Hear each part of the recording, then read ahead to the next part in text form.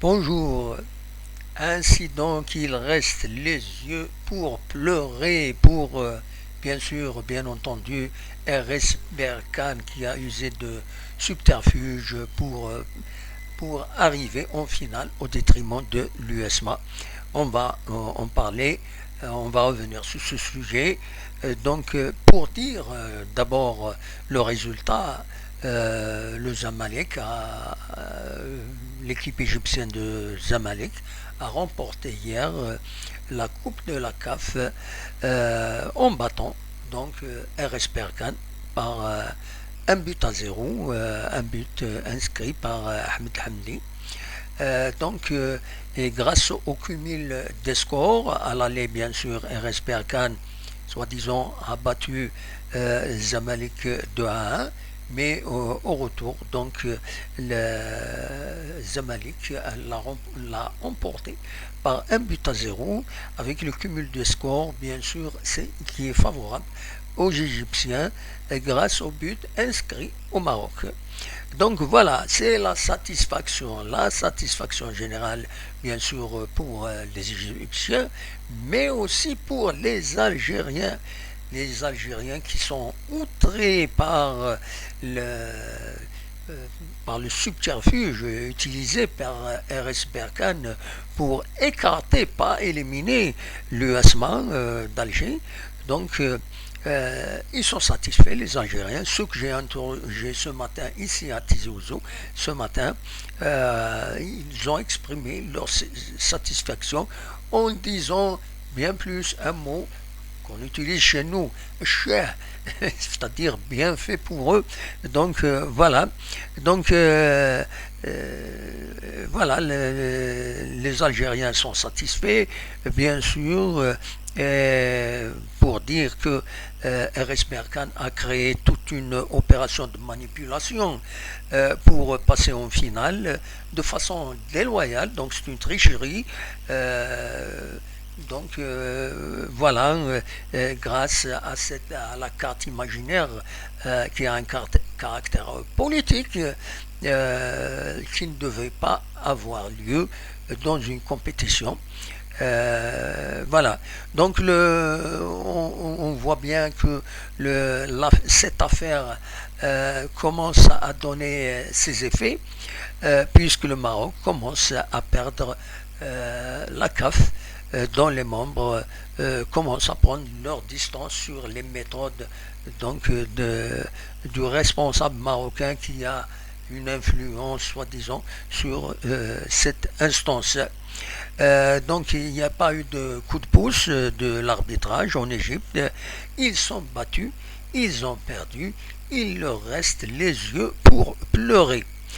Le résultat va faciliter la tâche aux TAS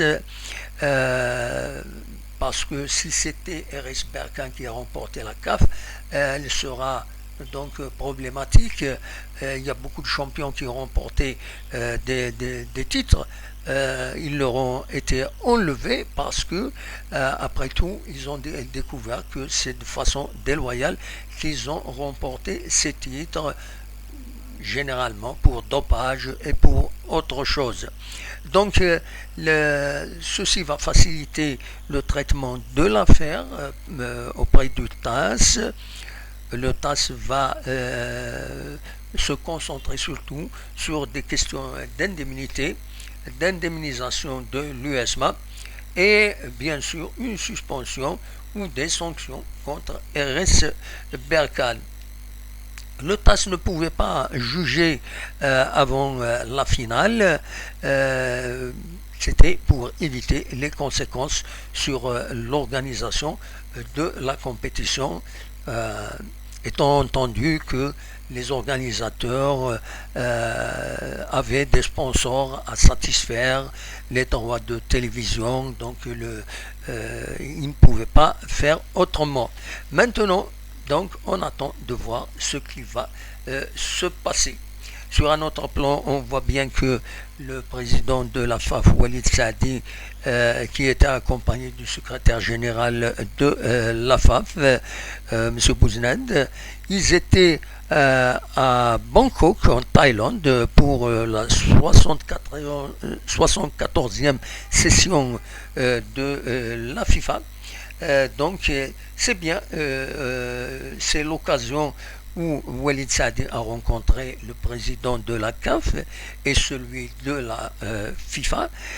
Bien sûr, il devait avoir évoqué ce problème créé par les Marocains et qui ne méritait pas d'avoir lieu parce qu'il fallait rester dans le sport, ne pas exhiber des questions politiques sur les maillots, ne pas impliquer les autres dans des questions, des choix ou des croyances des autres compétiteurs.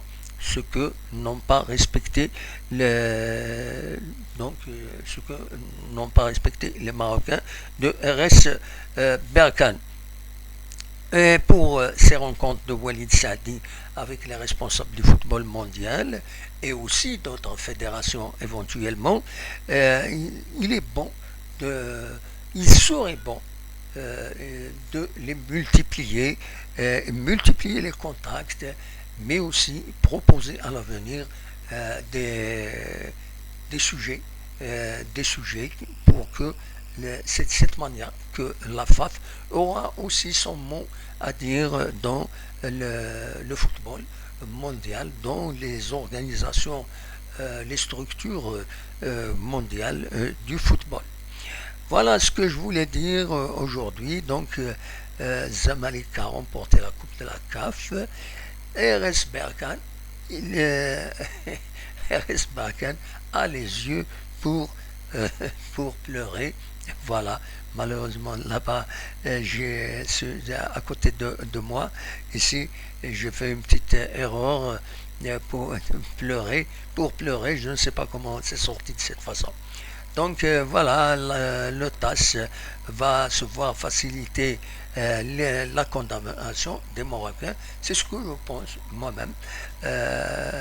Voilà, espérons que les gens vont revenir à de meilleurs sentiments et respecter les autres, ne pas imposer. Le football, c'est un jeu qui rapproche, mais avec cette manière de voir des Marocains, il éloigne les gens, il crée des tensions. On n'a pas besoin de ces tensions. Le football, il doit rester un spectacle où se retrouve la jeunesse, pas de cette manière. Donc voilà ce que je tire comme conclusion après cette défaite donc de RS Berkane. On sent que les Marocains commencent à payer pour ce qu'ils ont fait. Voilà, je vous dis au revoir et à la prochaine.